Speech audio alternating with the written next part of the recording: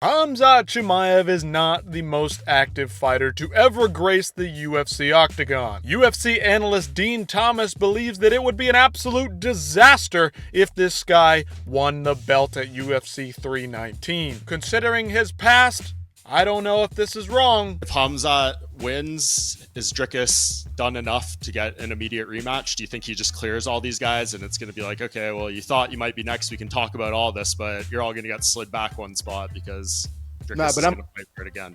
No, I'm going to keep it 100 with you. If Khamzat wins, it's a disaster, actually.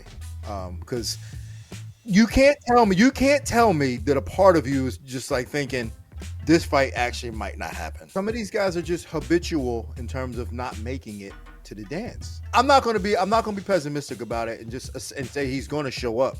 But my point is that if he does show up and he does win, do we trust him to be able to fight again? You know what I'm saying? Like, that's the thing, is like, can he do it twice, 2 or 3 times? Because we need movement. Like, I hate when it's just like static, when there's no movement in these divisions. And in order for there to be movement in the divisions, the champions have to fight. Khamzat's only been fighting about once a year. Do you think Dean Thomas is correct on this? Conor McGregor officially on the comeback trail? He's getting his blood tested, his urine tested. I mean, what's next for the big man? Are these official doping tests? Is he going to return to the UFC octagon, or is this just a routine publicity stunt? The redemption arc continues for Dominic Reyes. He'll be traveling down under to do battle with the hot prospect Carlos Ulberg. Can Reyes continue the knockout streak, or will Ulberg piece his way into victory? This one may just cement the next #1 contender for the belt.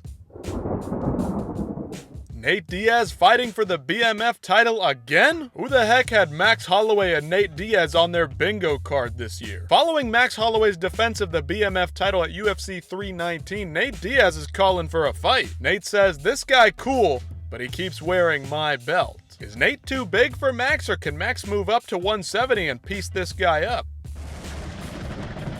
Like a lamb to the slaughter. Justin Gaethje's gonna get turned into Homer Simpson, says Jorge Masvidal. Quote, "I know all the fucking Bud Light drinking Americans love Gaethje, but bro, you're gonna get this guy absolutely slaughtered and concussed worse than ever before." Would Ilia Topuria destroy Justin Gaethje, or does Justin actually have a chance in that fight?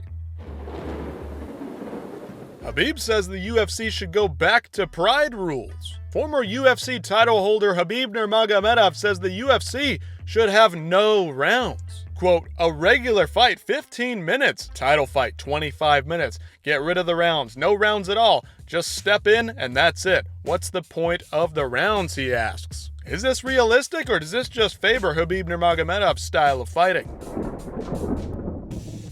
The UFC rankings are an absolute sham. Make this make sense, UFC. Umar Nurmagomedov moves up a spot following Peter Yan's victory over Marcus McGee. Umar's great, but moving up without fighting doesn't make any sense. One guy's sitting out, the other guy's racking up wins. If this isn't Dagestani privilege, then I'm not so sure what is.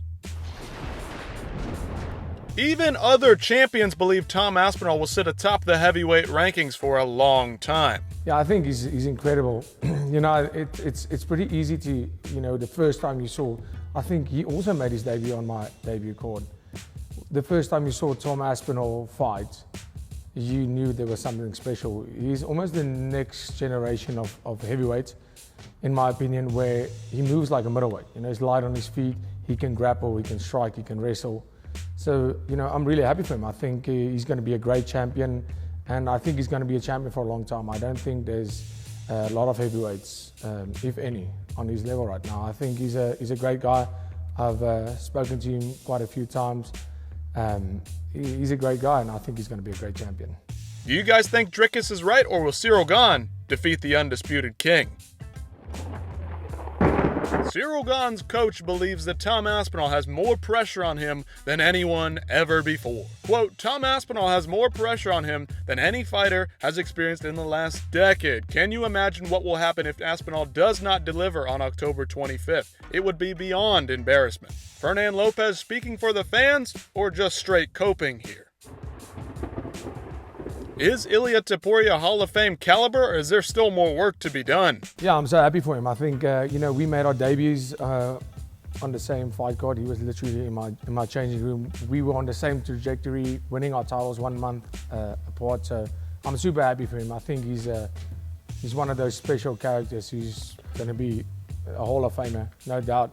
Unbeaten. He's the first unbeaten guy to have 2 titles. So I'm super happy for him, and I rate him very highly. And as an all-around fighter, and obviously striking power, knocking out 3 legends, I think he's incredible. And in my opinion, one of the best, if not the best, in the UFC right now.